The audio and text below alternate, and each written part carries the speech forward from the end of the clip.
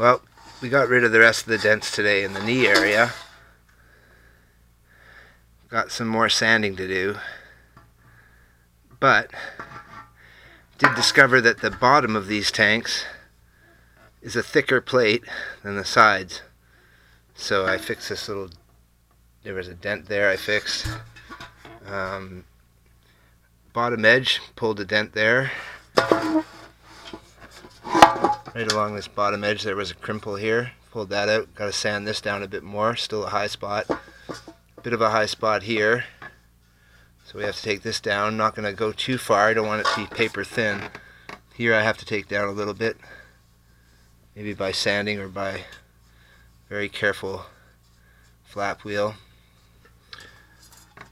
Got the dents out of here. Got the major golf ball dent pretty much gone now.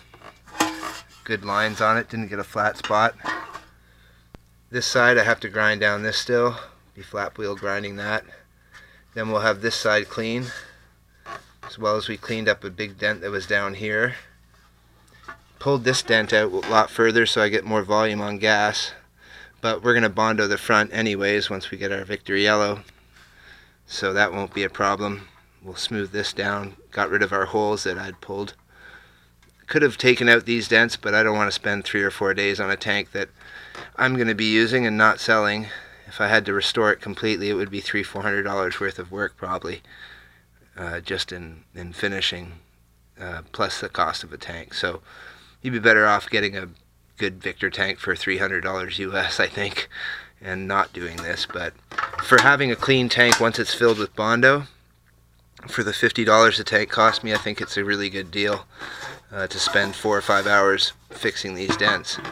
So the whole back end is now clean of dents, ready for finishing and sanding, and then we can go on the Bondo and painting of the front of the tank.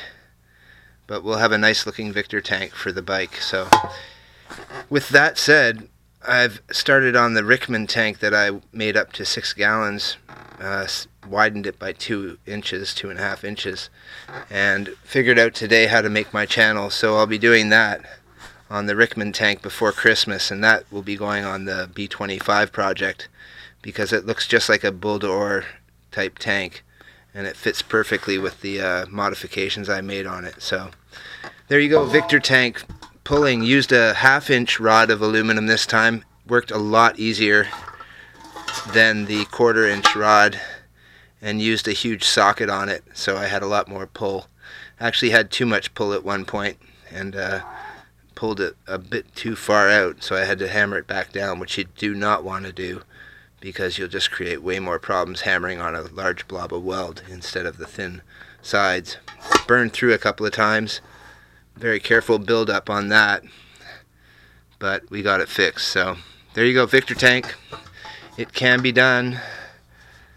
Might still be a little bit of a pull here I have to do, but other than that, it's pretty much perfect at the back end now.